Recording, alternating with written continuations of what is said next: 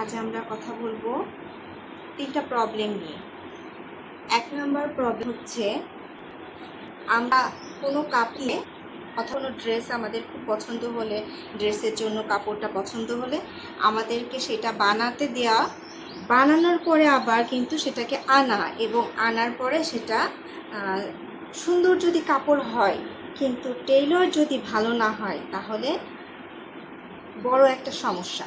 তখন কিন্তু আবার তার কাছে যেতে হয় ফিট করার জন্য। আচ্ছা, আবার আমি যদি এমন কিছু চয়েস করি যে আমার জামাটার সাথে একটু লেস দিয়ে একটু দেখতে গুরুত্বপূর্ণ, তো সেক্ষেত্রে কিন্তু সেটাও আমাকে দিতে হয়। 1 নম্বর প্রবলেম শেষ।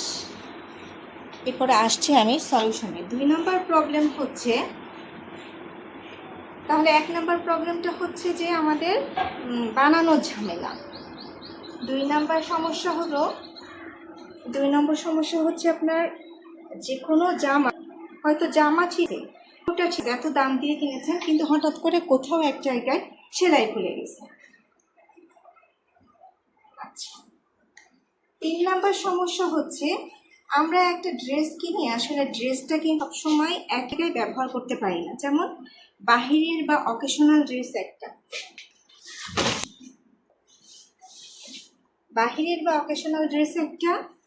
আর আপনার রাফ ইউজের জায়গা,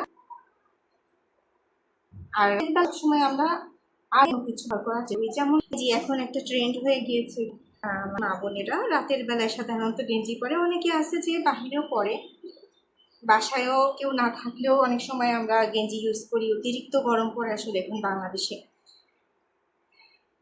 এটা হচ্ছে জামদানি, যেটা মানে ঢাকাইয়া জামদানি না, 80-20 রেশিও করে এটা বানানো টাঙ্গাইলি জামদানি। ঠিক আছে, ওড়নাটা দেখেছেন আপনারা, ওড়নাটা কিন্তু অনেক সুন্দর।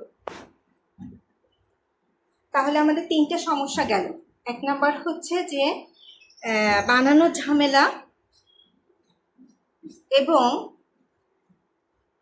বানাতে গেলে যদি আমি সাপোজ আমি একটা জিনিসে এরকম গলা দিব, তো তাতে আমার বক্রম লাগবে, তো সেই বক্রমটা তাহলে হয় সে নিয়ে নিবে, তা না হয় ছেড়ে দিতে হবে, অথবা আমি একটা লেস দিব অথবা পাইপিং দিব, সেই লেস বা পাইপিং কাপড়টা আমাকে তার কাছে দিতে হবে। ঠিক আছে। আর 2 নাম্বার হচ্ছে যে একই যে আমি তো সারাক্ষণ বাইরের একটা কাপড় আমি সারাক্ষণ পরে থাকতে পারবো না, কিন্তু আমাদের যে বর্তমান পরিবেশ পরিস্থিতি, তাতে করে আমাদের বাজেটের সাথে আমাদের যে নিড সেটা আমরা ফুলফিল করতে পারতেছি না। আমি যদি অনলাইন থেকে একটা জিনিস কিনি, তো এখন আমি বাহিরে পরার যে একটা ড্রেস কিনছি, আমার বাসায় পরার ড্রেসের জন্য আমি কি আলাদা চার্জ দিব? অথবা সেই তো আমাকে বাসায় পরার একটা ড্রেস কেনার জন্য আমাকে যেতেই হচ্ছে।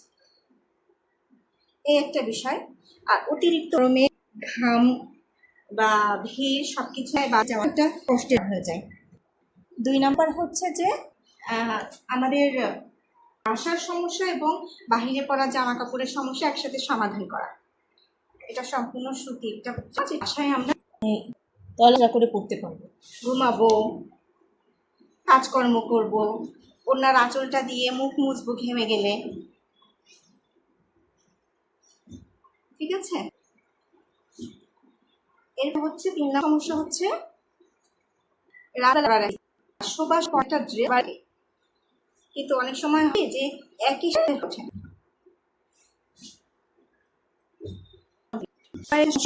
সব চেষ্টা করব।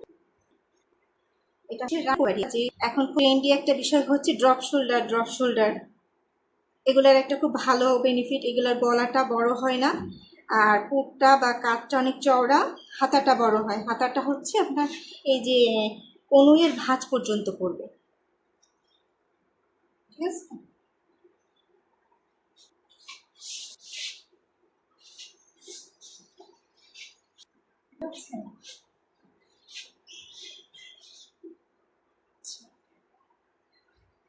আসেন তাহলে কথা বলি এবার।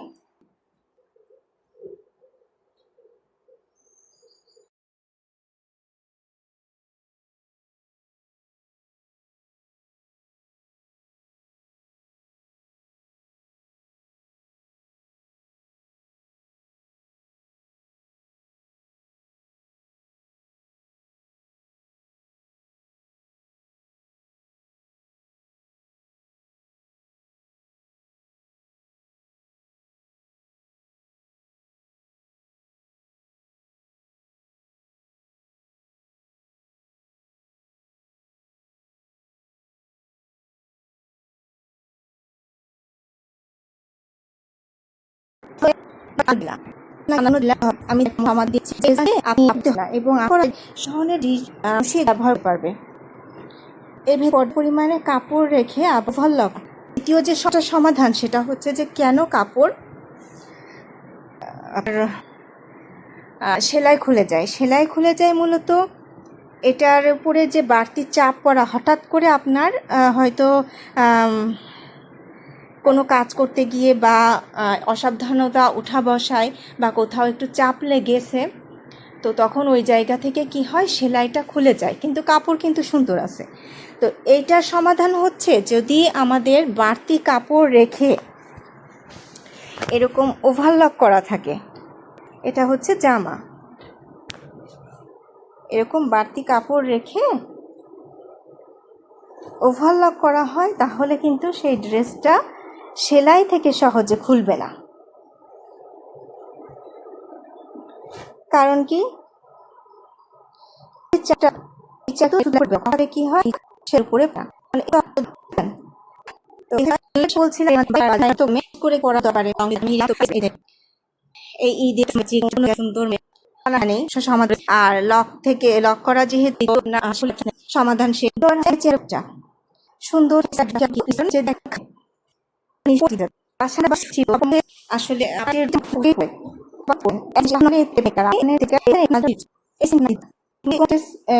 লেস করতে চেতেন বলে